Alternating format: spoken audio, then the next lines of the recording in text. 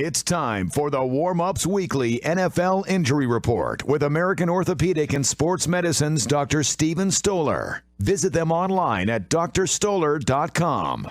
And as we do every week, we welcome in the good doctor, Dr. Steven Stoller. Doc, how you been, pal?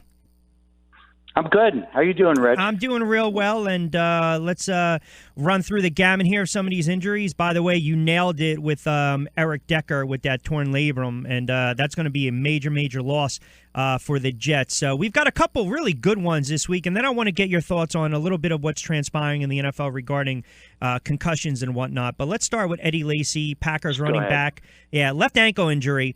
Suffered the injury Sunday night against the Giants in Green Bay's win. Did a little more rehab on Wednesday. I think it's kind of a wait-and-see game-time decision. We always talk about this, right? Running backs, he's a big guy. He lost some weight. It's cutting. It's digging.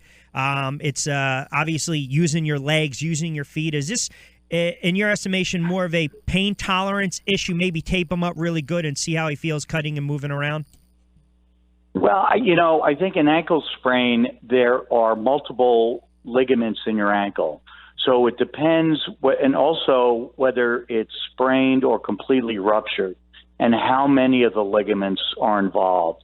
And my understanding is I think he went back in the game and he has been practicing. So I would assume that, treating him with physical therapy, and they're obviously going to, tape him real well. He may have a little bit of difficulty making a cut, but I think he'll be able to play. Here's another position when you talk about anything as far as the lower extremities, but when you're a defensive back or a cornerback, DRC Dominic Rodgers-Cromartie for the Giants had that groin injury, came into the game already gimpy, having to deal with that. He gutted it out, from, by all accounts, in a ton of pain on the sideline, had to come out at certain times.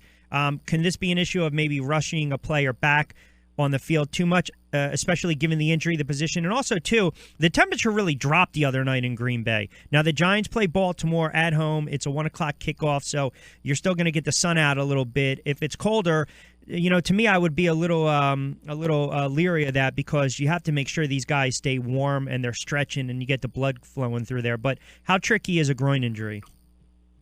Well, it's tricky because it's a very large tendon. And any tendon has a poor blood supply. So once it gets injured, it's difficult for it to heal, which makes it worse if they keep on pursuing to get him to play before it's completely healed. You end up with chronic scar tissue, and that is really difficult to get rid of. So, I think he needs to be treated symptomatically with physical therapy, stretching, electric stim and ultrasound. And now with ultrasound, you can actually see the area of injury within the tendon, which you can't see as well with MRI or certainly with X-ray. But what you can do with ultrasound, you can inject the exact area that's injured, and you can inject it with, I wouldn't recommend cortisone, but PRP or stem cells, and that will certainly increase his ability to heal. But yes, I would not let him go back until he's pain-free, but it's a non-operative treatment that does require some time, and especially, as being a cornerback. Yeah. And with the cutting that he has to do. Yeah, no, it's a good point, and certainly the Giants are already thin back there. And again, as we do every week, Dr. Steven Stoller from the American Orthopedic and Sports Medicine joins us with our NFL Weekly Report. Of course, you can visit them online, drstoller.com. Appointments not necessary, but certainly preferred at 201-261-2000. And, of course, located in Englewood, New Jersey. And, again, drstoller.com is the website with some great information. All right, huge game in our backyard with Washington and the Philadelphia Eagles. Josh Norman, Redskins cornerback, hand-wrist injury. They've diagnosed it as a wrist aggravation sprain. Now, again, you're talking about one of those positions, a cornerback, right? I mean, how's this going to affect them going forward? You're relying on the hands, the wrist, to not give up position, recover as well. go after the ball, knock down the ball, try to go for that interception, not let that receiver push you off. So they said also, too, Doc, that he was in excruciating pain. And I'm just wondering what could be the effects with this type of injury. Well, the only thing that I'm surprised is that they did not obtain an MRI. So if they didn't get an MRI, I can't see how concerned they are because they're not going to find out any information that we don't already know. So, and if the X-rays look okay and there are no fractures, then he probably has a mild, wrist sprain that could probably be handled again with a week of physical therapy, and then he has to be well taped so it limits his motion and it gives his support to his wrist. So I don't think that would affect him that much, because otherwise I think he would have gone for an MRI already. The talk around the league, especially when it comes to quarterback position, and really any player for that matter, the concussions, the CTE issues, we've seen it over the last 15 to 20 years. It's starting to really rear its ugly head now as it comes to light, more public. You're looking at a couple quarterbacks. You're looking at some tight ends too, Larry Donnell and Jordan Reed, respectively, dealing with concussions, but Cam Newton and Carson Palmer as well. And I'm just wondering, in your experience, we always hear about clearing someone from a concussion. And I don't know if you can speak to what really is dealt with in regards to the concussion protocol, but if you have any insight into this, because I think a lot of people forget, that's something you don't want to mess with. And I know everyone says, well, it's a grade A or a grade B. Listen, when you're concussed, you're concussed. And the last thing you need to do is get a player back out there to get hit again. So shed a little light on that. Okay. Well, first of all, I think the NFL gets a bad rap for, the concussion protocol, because when I was a fellow in sports medicine in 1983, the colleges were doing a study on developing helmets to reduce concussions. So the medical community has been involved in this since then, and it's not, we could only do what we knew back then because there weren't CAT scans and there weren't MRIs. So now we know a lot more. But there's a very strict protocol. And what happens in the NFL is that they have two spotters that are watching the game and will alert the team or the refs to stop the play to get the player that they feel has a concussion, and they have an independent neurologist that will evaluate the patient. And if they feel that they have a concussion, he cannot return. So there's no doubt about that. Then the next thing is the protocol for returning. Basically 5 steps that, initially you should just rest.